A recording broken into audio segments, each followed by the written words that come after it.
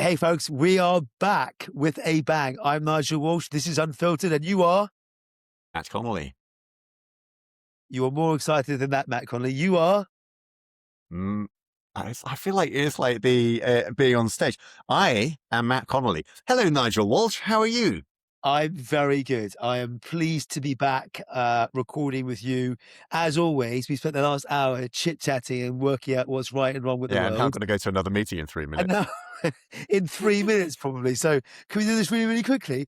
No, I'm good. It's been a tough week, as you know, but I'm pleased to be back. And I'm pleased the sun is out, the summer's coming. Like, it's that time of year, right? What Yeah, it about is. you? It's yeah, nice to have you back, mate. Nice to have you back, and we'll go gentle on you this week. Yeah, it is. It's a lovely time of year. It's that time of year where the world or the year changes, right? And it's one of those where so it's my boy's birthday on Thursday, and it's that kind of the buds are out, like things start afresh, new chapters, doors close. It's Well, that kind of yeah. I don't know. It's that type I of year, love it. mate. I am good. I am good. Back in the How's the UK. training going? Because you've got a high rocks, like you're going to push a microphone down a sled aisle, right? That's exactly what I'm going to be doing. Mate, training's going great. I am fit, strong, avoiding injury, the right weight, all of these good things that, yeah, so I've got Cardiff next week, and then I'm in Barcelona, and then I am in Sweden in June for the World Champs. Awesome, right? That's What a few awesome. weeks. But That is it's awesome. less than 10 weeks. It's like, I think Sweden is maybe 9 weeks away. It's also the London Marathon Crikey. this weekend. I got loads of friends doing the marathon. I'm sitting there going, oh, and I got the email this morning going, the ballot opens on Friday for next year. And of course, there's rumors that it might be 2 days, not 1 day, which is quite exciting, given Yeah, that'd be it's cool, wouldn't it? 50,000 people a day. Have you done the London Marathon? You I've did New not done York, right? London, but I did New York, but Yeah. London was on my list to go do. I'd love to go do it. I am, if I can get my running back in the right order, I'd like to go do it. And obviously, my spelt new shape, my knees are getting better. I'm back in training. It all feels like the physio's working. It's like, it's funny if you follow the instructions in the manual and do the things that they tell you to get stronger and more mobile and whatever else. It's funny how, dare I say, it kind of works. And it's all the basics, isn't it? Yeah, it is all the basics. It's amazing. But I think it's also more important as we get older, some more than others. And but it's really it is really simple stuff. But it's very easy in the life that we lead not to follow that. And like even yesterday, right? So yesterday I needed to be in York for a meeting. That was a 4-hour meeting, and actually it's 4 hours to drive up there from Bristol, 4 hours to drive there from home. Sorry, back home. And that is your whole day out. You're not going to get any training in. And we arrived, and our client was like, "Should we go and get lunch?" And then we went straight into a kebab house. So you were It's like, basically sat on your backside all wow. day and then Yeah. eating all day and then back again. But my whoop recovery was green this morning, which I haven't seen and it's on my first day off training in weeks, if not months. And Why my I whoop was jumped green. out of bed this morning. I went. So my thing at the moment is I'm walking lots just to try and get more movement. Yeah. And like today, I'm working at home. If I want to be at home and sat on my backside and not do anything, so I get out almost every morning and I go for an hour's walk. And I'm sitting there on email, on podcasts. Is when I listen to stuff and catch up on things. And like many, get my ideas from in the fresh air. It's a little bit chilly. It was like 6 or 7 degrees this morning, and then. But I I've caught up just on got that. podcasts and emails and chat and whatever else. So it's great. It's great. And it's, what is it? It's like it's a couple of thousand steps. And it means I've started the day off to a really great start. So it's cool. Yeah. But with your training, you were just showing me, you've been vibe coding. Tell us more. Mate, I'm loving. I was even I was at an insurance event. I was at Stacey Brown's insurance event in Hartford, and realised I was sitting in the audience listening to a panel vibe coding another business. I'm like, oh, this is. I mean, like we talked about PKI, right? It's like what has become.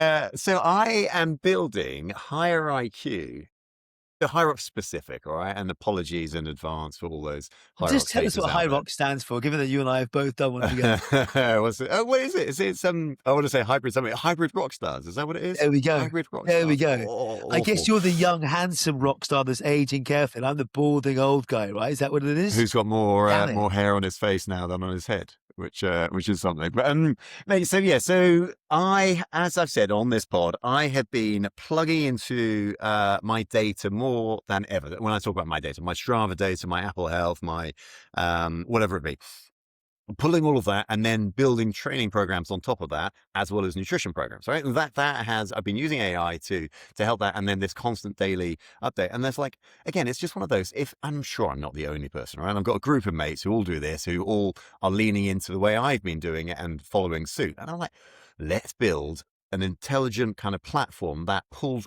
all of the training data that I have, all of the race data that I have out there through the Hyrox kind of interfaces, and then brings that together and predicts the time I'm going to get for my next race. So am I benchmarking, like showing improvement, showing decline, and where do I need to apply focus? And I think it's just a really interesting concept, right? And again, it's just one of those where, I mean, like we're doing it for our work, for our jobs, whether we're building CRMs or customer portals or recording meeting notes and all of the rest, right? But it's like, it's so easy to vibe code this. It's like, Claude or whatever will take you through step by step by step. I mean, it kind of is like, I don't see my wife and I don't see my kid. Aside of those two things, super cool. There's a couple of things here that are really standing out to me at the moment. And I think it's back to not just AI everywhere. So on one hand, my son's school has just launched hey, we're going to roll out Copilot to everyone. And I feel like they're like, isn't that what we did 3 years ago or 2 years ago? Like all the kids there are vibe Yeah, coding, sure. doing something or whatever else, or playing Minecraft or running marathon like my son did as a bit of a numpty anyway. Like they're all doing different things and probably way further ahead. And I appreciate very much the guardrails and things that we need specific years, institutions where we teach them how to learn and whatever else. But your example, you've done one for health. I'm doing one for finance and wealth and all that sort of stuff to go help me on pensions and investments and savings and strategies. I've almost created like an AI IFA for myself based on me and my circumstance. It's But interesting. regardless of what you do, it's got me thinking a lot about the personalization of apps going forward. So what will the App Store look like in 3 years or 5 years' time? Today, we log in and download Strava for fitness or a money manager or whatever else it might be. But I'm not going to say it's all people. Will there be a certain group of people that will just go, I'm just going to build it myself. I'm Yeah. going to build it Mate, for we, my very specific personalized needs. but we talked about this right at the beginning when it is SaaS dead, right? And I genuinely believe empty SaaS, empty software that doesn't have that moat of data or connectivity, or even like feature set to a degree, but I think that's replicable. I think empty SaaS is disposable, right? And even this morning, I had a mate of mine who he owns a portfolio of houses, or has a portfolio of houses that he rents out, and he just wanted some intelligence on those, so he just built his own app effectively for it, right? And that will allow him to see occupancy, all of the stuff. This is like, and he just shared it with me. It's like, he's not a coder. He doesn't come from in an Yeah, innovation world. same. I'm He's an totally the same. actor, right? It's just The like absolutely incredible. But I love the whole piece about curiosity. Your point about SaaS in this week's newsletter, Jason Lemkin on 20VC with Roy O'Driscoll and Harry Stebbins said, if an AI agent is only 60% as good as a standalone native AI tool, the company cannot charge for it. It must be bundled free of charge. So I think even the whole thing about moats is really interesting. What really is a moat? Is it the data? Is it agility? Is it the guardrails? Or is it a combination of those sorts of things? And there was another article I had a few weeks back. They said the moat that you have today is just a slow fade and over time will disappear. So again, I think it's different if you're a 10-person company to a 100-person company to a 100,000-person company. What you don't want is 100,000 people vibe coding everything individually and having no control. So Yeah, yeah, I think yeah.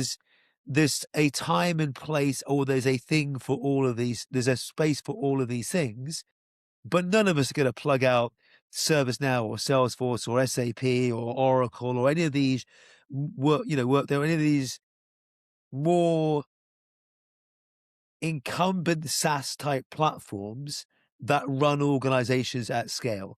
There Yeah, will sure. be things around the edges that you'll bolt on, you'll plug in, that you'll do things with, in my mind. And each of those platforms, of course, are adding more things into it day in, day out. Like I was looking at an insurance underwriting platform just yesterday that was doing really, really cool things. And the first thing they've got done is integrate a guide wire, which makes total sense because that's where people live and play Yeah, today. yeah, So yeah, yeah. to make those things better, you've got to be able to connect to the things where people are. So I was listening it's to fascinating. two comments on that. I was listening to the Harry Stebbings 20VC where he was interviewing, and I forget his name, but the founder of 11 Labs. And it's a brilliant man. And he was I forgot his talking name. I've got it about, open somewhere. yeah, and he was having a similar conversation, right? And he was talking about the ability to create like product, software, and all the rest. And he went on and on and on. But there was just a beautiful moment where he talked about, and companies will just create their own CRM. And then Harry asked him what CRM he uses. It was like Salesforce. It's just like, but again, because they just haven't had time to move away, right?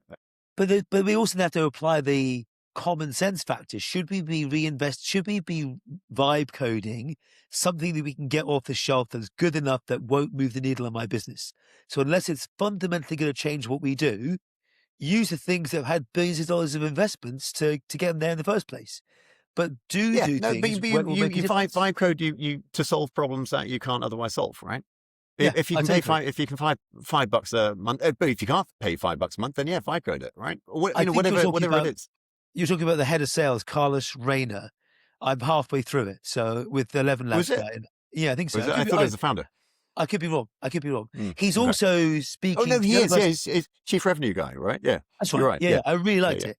He's also got one this week coming up with Aaron Levy, a CEO of Box. And yeah. I He's brilliant. love Okay. Aaron's takes on enterprise software and AI and everything Yeah, else. me So too.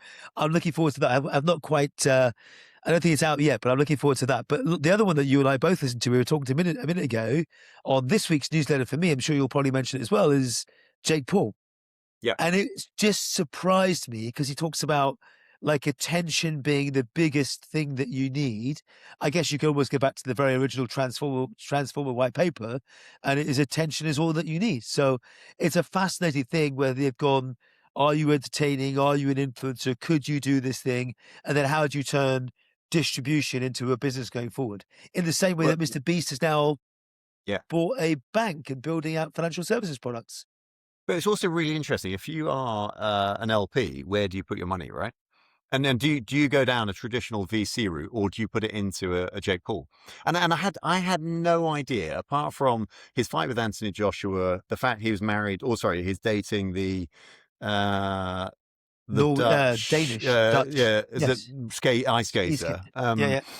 who then had her own controversy about she flew on a private jet into the Olympics, and did you see all of that noise around all of that? No, And she wasn't with the team, and everyone was like, and then she got there, and everyone was. It's just that classic media kind of like, is there any story to this at all, or are you just making it up? But it was they actually talked about is all publicity good publicity, and there was one example, we don't need to interesting go that. into it, but like, Yes. oh, yeah, mostly, but not always.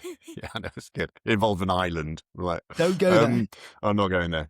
Yeah, so I thought no, but it's definitely for anyone. Yeah, there's a lot of really interesting content in that interview, and I think it's well worth watch. But it was, I mean, and it was framed, and I think there's a real truth to it because I've been thinking about it a lot since. Can the VC model turn on its head, right? Or can it change entirely? And I think these guys who have this inordinate kind of audience and reach. So you talk about distribution, right? Because what is the value that a VC is bringing? And it's, yes, it's capital, but actually it's a bunch of connections. And this is what he highlighted, right? If he has a black book of all the individuals that can help you grow a business, and he can put money into your company and help you scale that overnight, it's almost the in between is your Dragon's Den, or whatever the international version of the Dragon's Den is, right? Which is Shark Tank. your Shark Tank crew, I right? love it. Yeah, but it's your investors who have then got a media profile, and and it's the sitting in between, right? And then you've got Jake Paul at one end, and you've got your classic old school VCs at the other. So I think it's a really, really valuable listen, that one. Look, go back to Mr. Beast for a second. Isn't he the most followed person on the internet or on the planet, bar none? Is that I've right? seen a quick scan. He's got like almost 500 million people following him on his main YouTube channel. And between all the other socials, he's got over 700 million people that now follow him that also have grown up with him. So he's the voice of reason. in his head, he's done lots of silly stuff and lots of fun stuff, never anything too controversial. He is now a financial services provider. So as your Yeah, kid grows up and as my yeah, yeah. kids grow up, they're not going to the Man from the Peru or the Black Horse or whatever it might be. They recognize Feastables and Mr. Beast.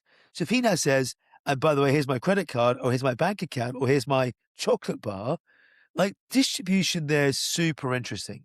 It Super really is. interesting. But did you see relevant? Did you see Meow? So new business. So it's AI agents that you can open bank accounts with. So basically, you can connect into Claude, GPT, all the others, and you can do your transactional banking activity. So, right, speak to Claude. Can you transfer?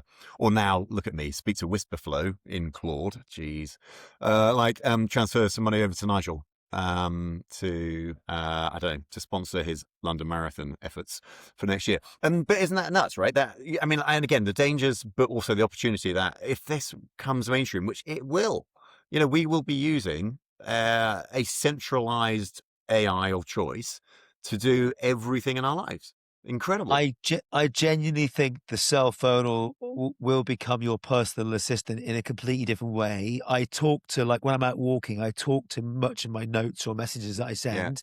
They're spelt terribly because for some reason it doesn't understand me. Um, Or but knows so how you be it. spell. Or yeah, that is very true. My smelling is terrible, as I like to say. Um, really bad dad joke. But I do think that like I used to look at the kids and go, oh, they don't type, they talk to everything. And now I'm in a space where I'm going, that's way quicker when I just talk to things. Yeah, I yeah, me haven't too. got to the I haven't got to the phase where I'm sitting at my desk with this thing talking to my emails just yet. Maybe I should be. I don't know. I'm like I'm one of those people. The reason I write, probably like you, is because I like to be able to process it. And if I write about it, I think about it. The talking is good for a response to whatever else it might be. But I love the idea of, I've not come across Meow, I'll check it out. But I love the idea about being able to go and manage these things via voice. But we are in a regulated world. We didn't get into voice biometric. We need Sure. to go, what if it didn't understand me? I've not paid Matt Connolly, I've paid Matt Donnelly. Like, oh, Christ, what's going on? Yeah, So yeah, yeah, yeah. I do wonder how they do verifications and all that sort of stuff to protect you. But I love that idea. So but we're back to the point of we're giving people more and more things that are bringing the services closer to you. The other thing I like about that point, though, is I think the new UX will be AI. The new user experience isn't your iPhone screen Yeah. or Android screen or desktop. Actually, everything's going to be conversational. We saw all the insurance companies pile into chat GPT apps. Virgin Atlantic just did one, I think yesterday or day before yesterday. Um, they will become the user experience. In that race, you've got Claude going into the enterprise and winning that space very, very well. You've got OpenAI with 800 million daily active users or active users on the consumer side, but I'm not sure how those things are weighing up. And then you've got Gemini that I still think wins the race, but maybe I'm Mm. just a ex Google or a Zoogla fan because I was inside the tent for a while. Um, Maybe, but it's fascinating, right? But all of this space is. So I remember having a conversation with Shwetank from Leo Capital, also behind India's InsurTech Association, but like a sort of British Indian guy. He's a really successful founder who's gone into VC, and he talked about this was last year, talking about their focus on voice technology as from a portfolio perspective. That's like interesting. Think about it. The more robotics kind of surfaces in my world, yeah, and yeah. it's important to our clients, and then this kind of changing AI plus robotics plus what is the interface to these guys? It's going to be voice, right? As well. It's just like But you actually see, bring all of that together. It's like, huh? it's the evolution of those. Robotics has been around for such a long time, and they're now saying more and more things. Back to fitness, though, you saw in China that a robot ran and beat the half marathon time. Sure. Yeah. Yeah. Yeah. Yeah. I It's saw that. like it's Yeah. just pretty cool. Like, I'm giving away all my secrets from this weekend's newsletter, but yeah, that's really really cool. I like the idea of Meow. I'm going to go check it out. Cool. The other thing that you mentioned though that I think is interesting is we need space to play. Like we Hmm. need to give people the capability to go. And we've mentioned this before. I think Angela Strange said it. If you're Hmm. not spending an hour a day doing stuff, learning, being curious and playing, how are we going to shape or understand what the future looks like? So if you're not doing an hour a day, you're falling behind. I was chatting with a customer last night. He was in exactly the same space. He's like, I go home and spend 3 hours, like you, like me, just doing stuff on these, like in between the day job and whatever else. Like it is the day job. It's going Yeah. to learn these things. It's super cool. I think that's curiosity, isn't it? I think play might be the wrong word. I think it's it's experimentation. It's learning. Like, and again, I've, as I said to you earlier, I've employed tens, if not hundreds, of developers, technologists over the years, since I was a young man, and in different worlds, right? But I've never got under the skin with what and how they actually work, right? And now suddenly I'm setting up SQL databases, or I'm kind of like, I don't know, I'm prompting my terminal to do. I'm like, my God, I don't like. I'm being instructed by AI on how to do things, but it's helped me understand it more than I ever have. Just, Completely agree. and also Well, you've therefore got understanding like what is feasible, how fast things are, or, where opportunities exist and how, just bringing stuff to market. I love that context to the extent that I had, I was saying, right at the beginning, I had, 8 hours in the car yesterday, hence no training. But I was there with Matt Ferguson, who, is my managing partner. And we, I like one message to him was get vibe coding, right? Because it gives you an appreciation for, yeah, of course, our world and the changing world, but it's the what these startups, these scale-ups, or these tech companies are able to achieve in an instant, right? And if we set up or spin up a venture studio as a business, right, what can we achieve on behalf of our clients for those we're solutions that we level. can't find elsewhere? We're like I keep saying it, we're raising the floor, not just the ceiling. So everyone's got Yeah, to come up. I do worry. Like I do still meet lots of people that have gone, I don't do that, or I'm not spending any time on it. And yeah, sure. and we are probably in the top one or early adopter stage, or top 5 or top 10%, maybe like we're around the top quartile somewhere. That never ending question of what we teach our kids. There was a good article that I shared as well last week from um forgotten his name now, Keith Zai from Tiny Fish.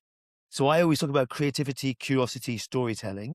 They're Right. the three things that I think people should be Yeah, yeah. encouraging their children to do. He talked about imagination, taste, and grit.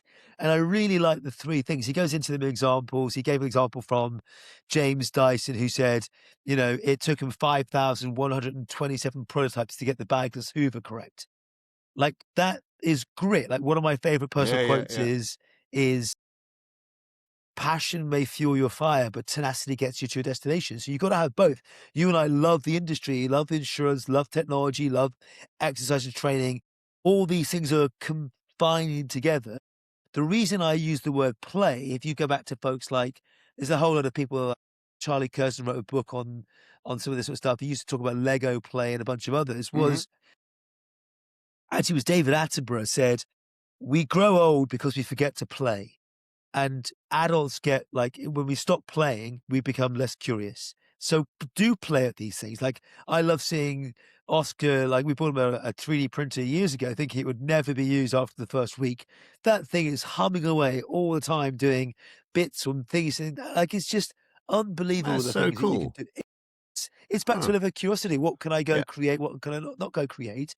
The last thing this guy says in his post, which I love, was humans are getting better at everything, which means the humans need to get it better at being human. And I loved it. I just isn't Yeah, I that like that too. perfect? Yeah, I like that too. Where does the taste bit fit in? What was it? Compassion then taste? Imagination, taste, and grit. So Imagination, imagination is taste. like Yeah. is like my curiosity. Grit is like my tenacity. But taste, I've seen a few times come up. Like you will how do we put this? We will follow certain people on socials, or we'll go to certain restaurants Oh, I or see. certain things Okay. because Taste in I terms of know preference. Like, because I yeah. I follow Matt because I trust him. I know what you're doing. You've put the hours and energy in. Our friend Mark is really into sleep science and interesting things like that. And I'm sitting there going, I trust your opinion. Therefore, I think you've built a knowledge base or a credible knowledge base that allows me to develop my own thinking, whatever else. But there's things like interior design or um, food or wine or whatever your passion might be. you can go on and get a recommendation, but you can't get people's taste. And I really like the things that are so human that you can get an answer out of AI, but I'm not sure you get the same thing that you would expect from a sommelier or whatever else it might be. Man, I feel you must have a dad joke about that as well somewhere. A familiar joke, right? I Ooh, interesting. A couple of things. I had a brilliant, this, like classic overshare. Was I had a brilliant conversation. So as you do, right? You get invited to talk at different things and the rest. So there's an entrepreneur meetup in Bristol, which is run by a mate, and it's fantastic, right? Next generation through 70, 80 people, all actively up to their own, stuff, 20 to 30 age group. Brilliant. What a privilege to be invited to talk to this lot. And I was doing a whole talk about resilience, and then I got asked the question, and I was chatting to my old, my mum who came down shortly after this event, and she's like, "What do you talk about?" And I was talking about resilience, right? And she was like, "Where'd you get your resilience?" I was like, "Well, it's a bit of a tricky one because actually it's from my terrible childhood." It's like I genuinely, it's just like sort of nodding, going, right. And it's just know. anyway, but that's another time, another Is that the story. time But for me to go? Then thanks, Matthew. That's very kind. it was a little bit Leaving. like that. And then the other thing, David Attenborough is 100 years old this week or next or sometime soon. I have a friend who was invited to his 100th birthday. Isn't that That awesome? is, I love him. I love his voice. Yeah, I it's love, amazing. like, I haven't watched yet. I've got it queued up to watch for my next trip, which is the show he did for the BBC on our natural environment at home. So, what other wildlife we've got in our gardens, wherever else. I'm just curious, like, but back to taste, where will we get that voice that's gone on for decades that we all trust with wildlife and sustainability and so much more? Where is it? As in, yeah, well, who's next? Who's next through that? Yeah, Well, yeah. yeah. So the chap I'm talking about is so he was a producer behind Blue Planet 2. So he's a good friend of mine. And he left the BBC and then joined Netflix and has so many brilliant stories. But he continues to push the wildlife documentaries and beyond. But he's a brilliant story of he kept going to New York. Oh, sorry, he kept going to the US and back, US and back, US and back. Couldn't tell me who the narrator was. And then, on Netflix, I think it was the Parks program, and it was Barack Obama. He's been hanging out with, working with. And I'm like, No way. how brilliant! Anyway, another time for off the pod, But but this, it's just but you've so then many got, brilliant stories we around just that. shared, like you just shared, or we collectively we've just shared, if dead or alive, who would you like to go to dinner with? On Right? my list would be Barack Obama and indeed David Attenborough. Like Yeah. I would think they are amazing conversations and stories about what they've seen and experienced Imagine. and Yeah, so much 100%. more. But great humans, just Good great taste. humans. Good taste, Nigel. We That's what I I give know to we're that. coming up to time. We talked about Mythos last week. I know Carolyn Hyde over at Bloomberg just shared a post talking about Anthropic's Mythos now being accessed by unauthorized users. And her post was really interesting because it says what blows her mind is how the access seems to have been done in a relatively basic way by making educated guesses about the model's online location based on previous locations of other models. I'm like, ooh, that sounds interesting. But Whether also it's, terrifying, right? yeah, If that is falling into wrong hands, yeah. Well, that bonkers, that will be bonkers. a story to follow. What's the week ahead got for you? Because I know we're going to speak again later this week, but what's the week ahead got for you? Just so an inordinate amount of writing up the last couple of days because I've been out the office and moving stuff forward. I'm really excited. There's two new very big initiatives we're launching as a business this year. One in the Dolomites. I think we touched on it, right? So a lot of planning, a lot of thinking going into that, and then just making sure this stuff happens. I genuinely believe Sonar is at that 10-year overnight success moment of just like it's just exploding, and I want to make sure that we're organized to enjoy it. Capture it. So Yeah, I love yeah. it. I What love about it. you? We have got our big ServiceNow knowledge event up in the US in 2 weeks' time. We're end of next week. I Okay, cool. fly, and that is going to be bonkers and crazy and fun and speakers and partners and so much more. Like you know me, my favorite spot is hanging out with customers and partners and learning and getting to see people. So How I many can't people wait. come together for that? tens of thousands. Like it's Is that right? literally, Wow. it's huge. It's genuinely huge. So it's going to be great fun, tiring, exhausting. Unfortunately, I'm going to miss the end of party show, which is the Backstreet Boys at the Sphere. Yes, you said Be- last time. Yeah, I'm that's amazing. gutted. Why are you Like they're missing it? so, because I'm flying back to do my marathon walk with the kids in 8 months. Okay. Yeah, So yeah, yeah. fly back for a good cause, and then we've got a 9-hour walk the next day. Like, so that would be the best cure for jet lag I've ever Yeah, had. won't you? Yeah, that'd be Yeah. epic. But it's walking around Oh, London. shame. I'm looking forward to it. Hopefully it'll be good weather. As I said, great cause, but I am gutted I'm missing the Backstreet Boys. Damn it. Yeah, they'll be back. Street Boys. Hey, see you soon. All Catch right, up mate. Lovely. Catch you soon. later.